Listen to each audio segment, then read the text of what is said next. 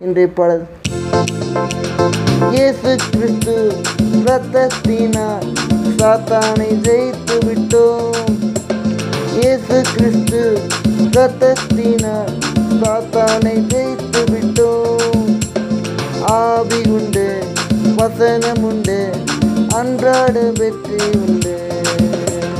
வாதை உந்தன் கூடாரத்தை அணுகாது மகனே, பொல்லாப்பு